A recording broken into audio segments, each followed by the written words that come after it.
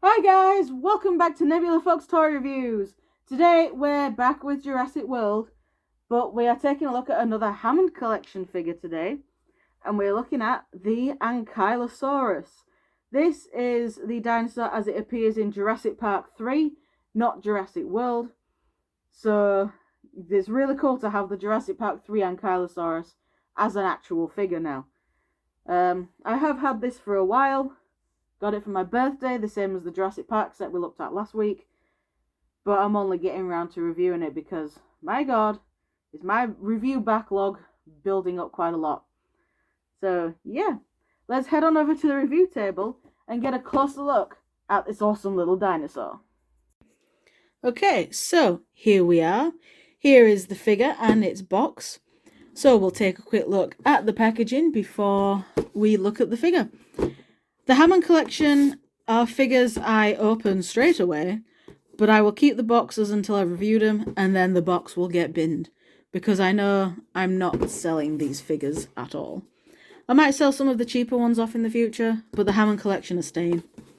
So, going off the front of the packaging, this is obviously the window where you would see the figure, and we've got Hammond collection, Ankylosaurus, Jurassic Park 30th anniversary, and a nice picture of the T-Rex skeleton. On the top of the box, we've got the skeleton and some more detailing that make the box look like a crate. On this side, Hammond collection. On this side, Hammond collection. A nice render of the figure and the Jurassic Park 3 logo, because that's the movie that the Ankylosaurus is from. On the back, we have another nice image of the figure, another render of the Jurassic Park 3 logo, and the Hammond Collection logo, and a little bit of a bio.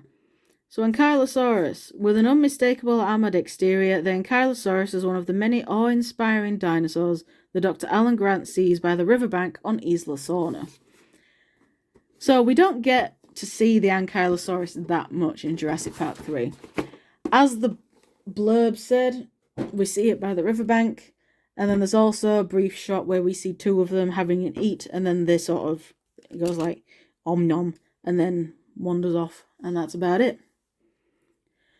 So we never get a proper look at the dinosaur in the film, but now we can with this figure, because I don't believe Hasbro actually gave us an Ankylosaurus figure for their Jurassic Park 3 line. Which is a shame, because it's one of the species in the film. But oh well.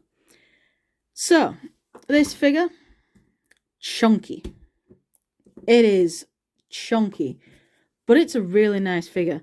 So, taking a look at the head, we've got that very nice red patch around the eye, which is what pretty much distinguishes this from the Jurassic World Ankylosaurus. It's the main defining feature.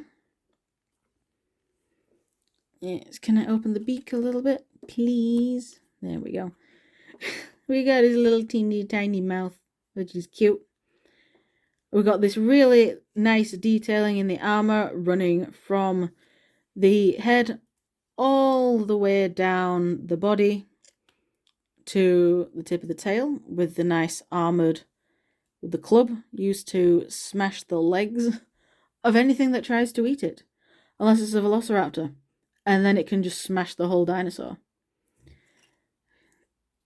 Is this dust that mine's getting? No, that is just paint detailing.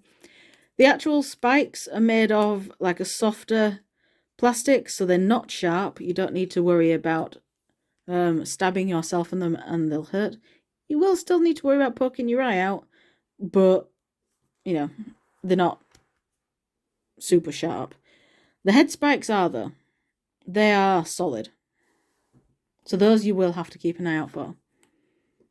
And underneath, it's just all one colour. There is no painting underneath. But we do have that nice little speckling that Mattel have started putting in some of their paint. Oh, maybe won't be paint, it'll be the mould, won't it? So this nice speckling that they've started moulding some of the dinosaurs in. So it's not just one, so it doesn't just look extremely boring underneath. For articulation, you just saw the mouth moving. The head is attached to the neck on a ball joint, so you can look side to side. You can also look up and down really nicely. The neck attaches to the body on another ball joint, so coupling that with the head means you can look to side really well, and also up and down quite nicely. Down all the way, up, sort of. I feel like that's realistic because its armor's going to get in the way. There is nothing in the torso, so it's going to be solid on the torso. The front legs can move forward and back at the shoulder. They can also move in and out a little bit, but not loads. So the joint isn't really made for in and out. We do have an elbow bend, which also acts as a swivel. And the feet are also on swivels and hinges, so they can move, they can wiggle a little bit. Not loads, but a little bit. Move the front legs out the way, and let's go on to the back legs. So the back legs can, like the front legs, go forward and back. They can go in and out a little bit as well, more than the front legs can. We do have a bend at the knee, which once again acts like a swivel. And we have hinges on the feet, which also act as foot swivels. I feel like the back legs, the back feet are more articulated than the front feet. It just feels more sturdy on the back legs. The tail is where the articulation shines.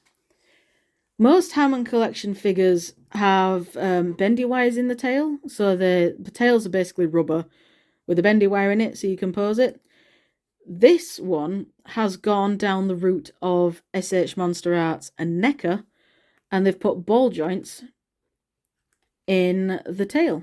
So we've got a ball joint here, here, here, and here. So we've got 1, 2, 3, 4 ball joints in the tail, which give it a nice range of movement side to side and up and down. Now, I think the reason they've done this with the Ankylosaurus is because the tail is an important part of an Ankylosaurus. So they know that people and kids are going to want to swing the tail. Oh, each part can swivel, by the way.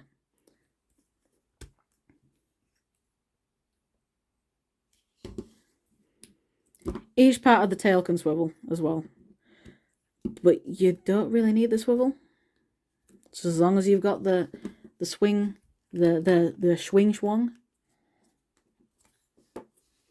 But yeah, they knew that the tail was important for an Ankylosaurus, so I think that's why they made it a more durable style of articulation rather than the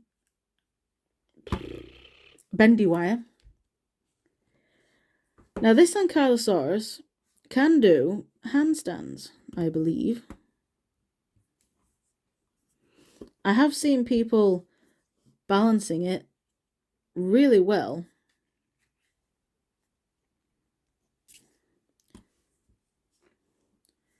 Whether mine will or not, I don't know. I don't think mine is going to do it. I think the joints are a bit too loose on mine to support it.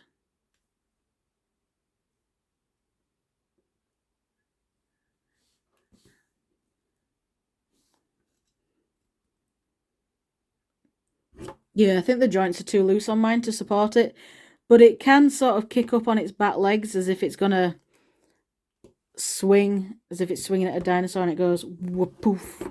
You can get them to balance on their front legs, and I think you should be able to get them to balance on their back legs as well. But maybe not. There'll be too much weight.